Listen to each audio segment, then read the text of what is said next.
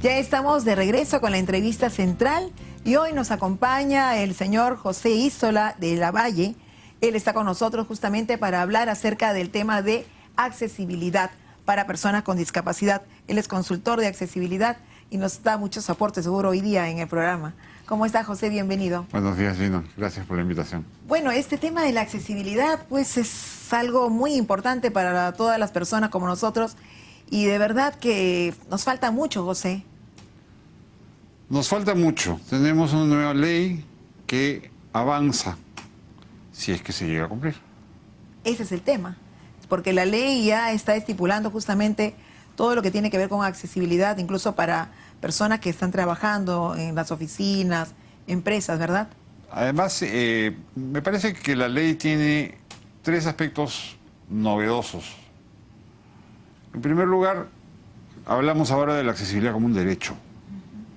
Ya no es un favor que nos hace nadie de poner una rampa, de poner un ascensor, de tener que tener literatura en braille o un traductor de lenguaje de señas.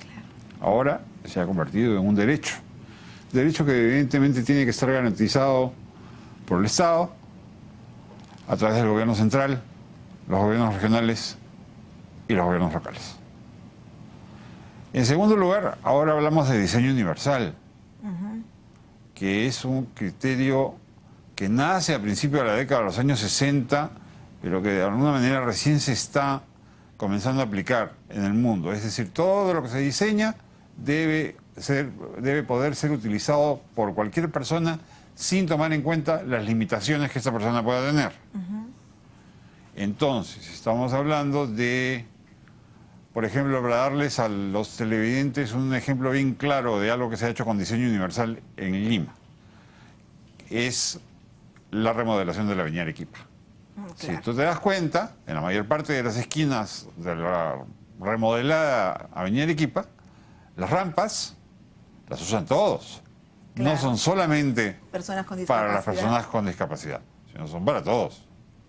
Entonces, con ese criterio, ¿no? Y otros 6 más que aplican a este tema del diseño universal, ya le damos una modificación a la visión que tenemos sobre el tema. Y en tercer lugar, para mí quizás lo más importante es que la ley dispone de la creación de la Dirección Nacional de Accesibilidad dentro del Ministerio de Vivienda y Construcción. Ajá. Entidad que ya debería estar en proceso de crearse o debería estar viendo cómo se va a hacer.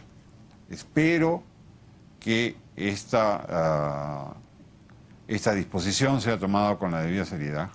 Es necesario realmente porque las edificaciones que están haciéndose, pues, no solamente en Lima, en diferentes ciudades del país, estamos creciendo tremendamente en lo que es el sector vivienda, pero la idea es que estén hechas esas construcciones, pues, debidamente, ¿no? Estamos José, creciendo en todo sentido, en el sentido de vivienda, en el sentido de asfaltado, y calles, en cuestión de nuevas urbanizaciones, en cuestiones de transporte, ¿no? En todo. Y no podemos continuar siendo un país que le sigue dando la espalda a una minoría muy grande y que lamentablemente sigue creciendo. además, las personas con discapacidad, a veces uno piensa, ¿no? Bueno, sí, esta persona tiene discapacidad, pero no sabe uno en qué momento va a tener una discapacidad, José, o a un familiar con discapacidad. No, Y ahí se encuentra con la cantidad de barreras que tenemos arquitectónicas, ¿verdad? De accesibilidad. Le puede pasar a cualquiera romperse una pierna. Un brazo, un dedo. No, a veces, las señoras embarazadas, por favor. Que están con sus niños también en las señoras con cochecito. cochecitos, los niños. Las personas de la tercera edad. ¿No? Las personas de la tercera edad que ya yo prácticamente las he incorporado en un 90% dentro de la población con discapacidad, ¿no? Para mí, una va con otra, ¿no? Lamentablemente todos con los años vamos perdiendo facultades y unos más, otros menos, pero nos vamos convirtiendo en personas con discapacidad. ¿Y qué sería lo primero que a partir de ahora que tenemos esta nueva ley debe tomarse en cuenta? Para mí lo que falta, tú que has trabajado tantos años. Para mí lo que hay que hacer es empoderar. CONADIS tiene que descentralizar el tema de la accesibilidad y tiene que empoderar a gobiernos regionales y gobiernos locales. ¿Cuál sería una propuesta como para lograr este objetivo? Creo que en primer lugar tenemos que crear una nueva normatividad sobre el tema de accesibilidad que debe ser transversal. Estamos hablando de accesibilidad en el sector salud, estamos hablando de accesibilidad en el sector educación, estamos hablando de accesibilidad en el sector trabajo, en cultura, en justicia, o sea, en todos los campos, realmente, ¿no? Por lo tanto, tiene que ser un tema transversal, ¿no? Y para esto necesitamos sentarnos y hacer nuevas normas. Por otra parte, lo que es accesibilidad al medio físico, que es la parte de barreras arquitectónicas y urbanísticas, tenemos que revisarlos. Lo contenido en la última versión del Reglamento Nacional de Edificaciones, de la norma técnica de edificaciones, no nos funciona. Se ha perdido mucho. Entre lo que teníamos antes y lo que tenemos ahora, teníamos más antes de lo que tenemos hoy. ¿A ese punto? A ese punto. Se ha perdido el concepto de la accesibilidad urbanística.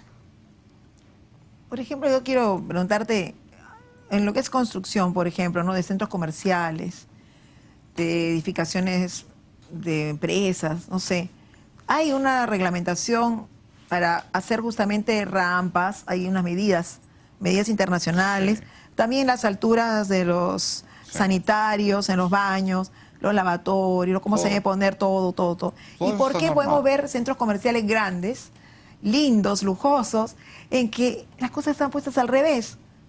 ¿Por qué? Porque no las comisiones técnicas del Colegio de Arquitectos, que junto con los municipios son los responsables de aprobar las obras antes de otorgar las licencias de construcción, no conocen del tema de la accesibilidad y no lo manejan.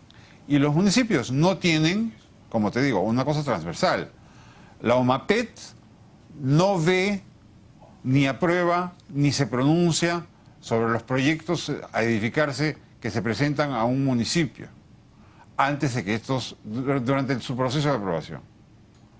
¿No? Dicen, no, que cómo vamos a aumentar una etapa más en el proceso de evaluación de un proyecto, que eso es burocracia. Pero si no lo hacemos, vamos a seguir teniendo problemas. Y ni qué decir de provincias. Tenemos que desarrollar normas técnicas. No es lo mismo construir una rampa en Lima que construir una rampa en Pucallpa. Seguro, claro. No es lo mismo construir una rampa en Pucallpa que construir una rampa en Arequipa. Como tampoco lo es en Puno, porque tenemos que ver climas. El Perú es muy diverso. Aquí, costa, sierra, selva, en un lado no llueve, en otro lado llueve, en otro lado nieva. Así es. Y cada cosa es distinta. Cada textura que hay que usar es distinta. Tenemos que establecer criterios diferenciados, cosa que no hemos hecho hasta ahora. Bueno, José, el tiempo es tirano a veces en el programa, pero promesa de que regreses acá al programa para que nos hables más sobre este tema de accesibilidad y podamos conversar y también alcanzar a toda la gente que tome conciencia, ¿no? De que también uno debe exigir, ¿verdad? Persona con discapacidad debe de exigir. Yo creo que si nosotros no somos los principales actores en la película, nadie va a hacer el trabajo por nosotros. Así es. Muchísimas gracias, José. Bueno, será hasta otra oportunidad con José Isola y estaremos hablando más sobre accesibilidad en nuestro país. Vamos a un corte pequeño y ya regresamos con Sin Barreras.